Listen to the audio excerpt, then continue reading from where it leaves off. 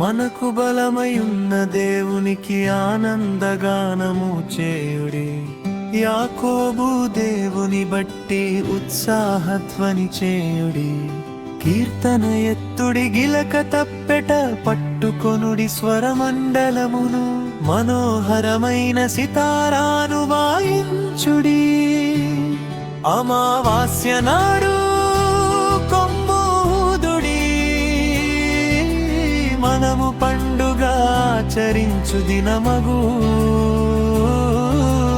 ఉన్నమనాడు కొమ్మూదుడి, అది ఇశ్రాయేలీయులకు కట్టడ. యాకోబు దేవుడు నిర్ణయించిన చట్టము. ఆయన ఐగుప్తు దేశ సంచారము చేసినప్పుడు యోసేపు సంతతికి సాక్ష్యముగా దానిని నియమించేను. అక్కడనే నెరుగని భాష వింటిని.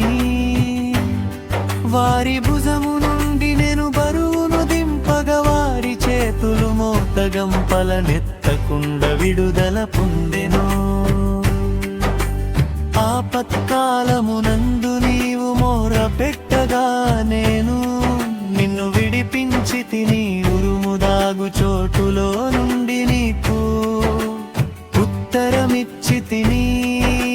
మేరీబా జలముల యుద్ధ నిన్ను శోధించి తిని. నా ప్రజలారా,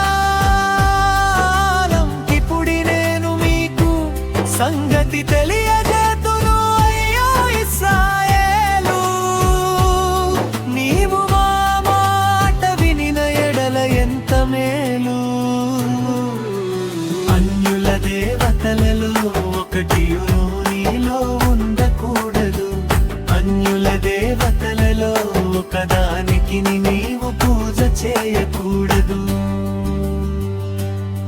ఐగుప్తీయుల దేశములో నుండి నిన్ను రప్పించిన నీ దేవుడనగు యెహోవాను నేనే. నీ నోరు బాగుగా తెరువుము, నేను దాని నింపెదను. అయినను నా ప్రజలు నా మాట ఆలకింపకపోయిరి. ఇశ్రాయేలీయులు నా మాట వినకపోయిరి.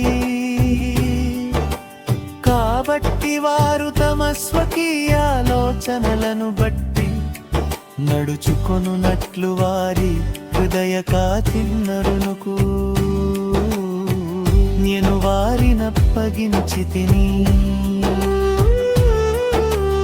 అయ్యో నా ప్రజలు నా మాట వినిన ఎడల, ఇశ్రాయేలు నా మార్గములననుసరించిన ఎడల ఎంత మేలు.